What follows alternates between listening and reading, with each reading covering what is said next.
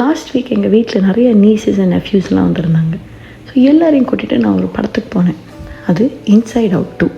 இது ஒரு children movie தான். ஆனால் வந்து இந்த படத்தில் என்னென்னா நிறைய எமோஷன்ஸ் இருக்கும். சேட்னஸ், ஜாய், ஆங்க்ரி, என்வி, அந்த மாதிரி நிறைய எமோஷன்ஸ் இருக்கும். ஒரு டீனேஜர் பொண்ணோட வாழ்க்கையில் இந்த எமோஷன்ஸ் எல்லாம் எப்படி ப்ளே ஆகுது, இந்த எமோஷன்ஸ் அவள் எப்படி ஹேண்டில் பண்ணுறான், அந்த எமோஷன்ஸ் எப்படி நம்மளை ஹேண்டில் பண்ணுறது அப்படிங்கிற ஒரு கதை தான் இது. ரொம்ப ஒரு it was a very apt story that every one could relate to. அந்த மாதிரி though it's a children's movie, it's not made just for children's அப்படி தான் நான் நினைக்கிறேன். ஸோ இந்த கதை பார்த்துட்டு இருக்கும்போது ஒரு லைன் வந்தது, ஜாய் அண்ட் சேட்னஸ், 2 எமோஷன்ஸ், அதாவது துக்கம் அண்ட் சந்தோஷம். அவங்க அந்த ஜாய் சொல்கிறாங்க, சின்ஸ் இந்த பொண்ணு வந்து டீனேஜ் ஆனதுலேருந்து சந்தோஷப்படுறத கம்மியாக்கிட்டா.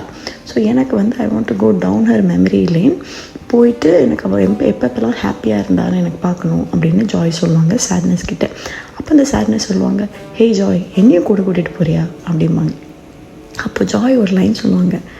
அப்போ எனக்கு அது பெரிய ஒரு விஷயமா தெரியல. நான் ஓகே படத்தோட பார்த்துட்டு விட்டுட்டேன். ஆனால் எது நம்ம ஏதோ ஒரு விஷயம் நம்மளுக்கு வந்து உறுத்திட்டே இருக்கும்ல, அந்த மாதிரி இந்த லைன் வந்து எனக்கு ரொம்ப நாளாக உறுத்திட்டே இருந்தது. அப்புறமா தான் நான் யோசித்து பார்த்தேன், இவ்வளோ ஒரு ரிலேட்டபிள் லைன் அப்படின்னு எனக்கு அப்புறம் தான் புரிஞ்சுது. அந்த லைன் என்னென்னா, ஜாய் சொல்லுவாங்க, wherever I go sadness you will be with me. Joy சொல்கிறாங்க, நீ எங்கே போனாலும் இல்லை நான் எங்கே போனாலும் நீ என் கூடயே தான் இருப்ப, சேட்னஸ், சோகம் அப்படிங்கிறாங்க. இது எவ்வளோ ஒரு உண்மை இல்லை? நம்ம என்ன தான் நம்ம வாழ்க்கையில் ஒரு சந்தோஷமான விஷயம் நடந்தாலும் அங்கே ஒரு சின்ன சோகம் இருக்க தானே செய்யுது. இப்போ கல்யாணம் ஆகுது, which is a very happy moment இல்லையா?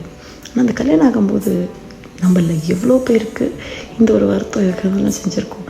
நம்ம தாத்தா பாட்டி இருந்து அந்த கல்யாணத்தை பார்க்கலையே, இல்லைனா வந்து நம்ம பழகி நமக்கு நல்லா தெரிஞ்ச இடத்தையும் ரிலேஷன்ஸையும் எல்லாரையும் விட்டுட்டு நம்ம ஒரு புது இடத்துக்கு போகிறோம், புது பீப்புளோடு இருக்க போகிறோம், புதுசாக ஒரு லைஃப்பை ஃப்ரம் ஸ்க்ராட்ச் ஸ்டார்ட் பண்ண போகிறோம். அப்படிங்கிறது ஒரு பயம் தான், அப்படிங்கிறது ஒரு சோகம் தான். நம்ம அம்மா அப்பா நினச்ச மாதிரி நம்ம வீட்டில் பார்க்க முடியாது, நினச்ச மாதிரி நம்ம வீட்டில் இருக்க முடியாது. அப்படிங்கிறதுலாம் வந்து ஒரு சோகம் தான். அது இருக்க தானே செய்யுது. இல்லை குழந்தை பிறக்குதுன்னு வச்சுக்கோங்க, இல்லை அது இன்னும் சந்தோஷமான விஷயம், அப்பயும் ஒரு சோகம் இருக்க தானே செய்யுது. ஒருவேளை உங்கள் அம்மா அப்பாவால் அந்த குழந்தைய பார்க்க முடியல அப்படின்னா அது எவ்வளோ பெரிய ஒரு ஒரு சேட்னஸ் இல்லையா, அவ்வளோ பெரிய ஒரு இது. அப்புறம் அந்த குழந்தைய எப்படி நம்ம வளர்க்க போகிறோம், நம்மளால் ஒரு நல்ல அம்மா அப்பாவாக இருக்க முடியுமா, அதெல்லாம் ஒரு பயம் அண்ட் ஒரு சேட்னஸ் கூடயே தான் இருக்குது. அதுவும் அந்த குழந்தை எவ்வளோ சந்தோஷமாக இருந்தாலும் அந்த குழந்தைய எப்படி வளர்க்க போகிறோம், அந்த குழந்தை நல்ல குழந்தையாக வளரணுமே, அந்த குழந்தைக்கு உடம்புல எதுவும் இருக்கக்கூடாது. இப்படி நமக்குள்ளே ஒரு பல கேள்வி, பல கஷ்டம்லாம் வரதான் செய்யுது. புது வேலைக்கு போகிறோம், ரொம்ப ஹாப்பி தான். ஆனால் அந்த புது வேலையில் நம்ம எப்படி ஃபிட் ஆகும், நமக்கு முன்ன மாதிரி இருக்கிற ப்ராஜெக்ட்ஸ்லாம் ஒழுங்காக வருமா, நமக்கு அந்த மேனேஜரோட நல்ல ரேப்போ இருக்குமா, இதெல்லாம் வந்து ஒரு கேள்வி, ஒரு சேட்னஸ் இருக்க தானே செய்யுது. நமக்கு தெரிஞ்ச இடத்த விட்டுட்டு புது இடத்துக்கு எப்போ போனாலுமே ஒரு கஷ்டமோ ஒரு துக்கமோ கூட இருக்க தான் செய்யும். அதே மாதிரி ஏதோ ஒரு சோகமான விஷயம் வச்சுக்கோங்களேன், லே ஆஃப் ஆயிடுச்சு, விச் இஸ் டெஃபினெட்லி ஒரு சோகமான விஷயந்தான்.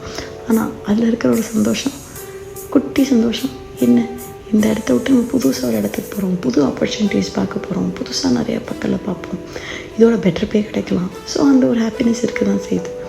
அதே மாதிரி எவ்வளோ நல்ல விஷயங்க, ஒரு வீடு வாங்குறீங்க, ஹாப்பினஸ் தான். ஆனால் அதில் அந்த வீடு கடன் அடைக்கணும், அந்த வீட்டில் எதுவும் பிரச்சனை இல்லாமல் இருக்கணும், நமக்கு அந்த வீடு ஒத்து போகணும், இவ்வளோ இருக்குல்ல. அது பார்த்திங்கன்னா எல்லா சந்தோஷத்துக்கு பின்னாடி ஒரு குட்டி சோகம், எல்லா சோகத்துக்கு பின்னாடி ஒரு குட்டி சந்தோஷம் இருக்கிறது. ஏன் அப்படின்னு யோசிச்சோன்னா, ரொம்ப சந்தோஷம் வந்து நம்ம it's not get to our head இல்லை. அப்போ to make a stay grounded, hey happiness இருந்தாலும் remember the sadness that is involve in it. அது வந்து நம்மளை வீட்டில் மேக் அ ஸ்டே கிரவுண்டட். நம்ம ரொம்ப அந்த ஹாப்பினஸ் வந்துருச்சுன்னு தலைவரி பிடிச்சி ஆடாமல், மற்றவங்களை தப்பாக ட்ரீட் பண்ணாமல் இருப்போம். அதே மாதிரி ஒரு சோகம் வந்துச்சுன்னா அதுலேருந்து ஃபுல்லாக உடஞ்சி போய் மேலேயே வர முடியாமல் ஆகாமல் இருக்கிறது தான் ஒரு குட்டி சந்தோஷம் இருக்குது. ஒரு சில்வர் லைனிங் அப்படிம்பாங்கல்ல, அது எனக்கு it shows is there is an opportunity. பின்னாடி ஒரு ஆப்பர்ச்சுனிட்டி வரப்போகுது, பின்னாடி உனக்கு ஒரு ஹாப்பினஸ் வரப்போகுது. அதை நினச்சி நம்ம அந்த சோகத்துலேருந்து உடஞ்சி போயிடாமல் மேலே வரத்துக்கு நமக்கு ஒரு தெம்பாக இருக்கிறது அந்த சோகத்தில் இருக்கிற ஒரு சந்தோஷம். இதை புரிஞ்சுக்கிட்டோம்னா நம்ம லைஃப் ரொம்ப நல்லாகும். மாற்றம் ஒன்று தானே மாறாமல் இருக்குது.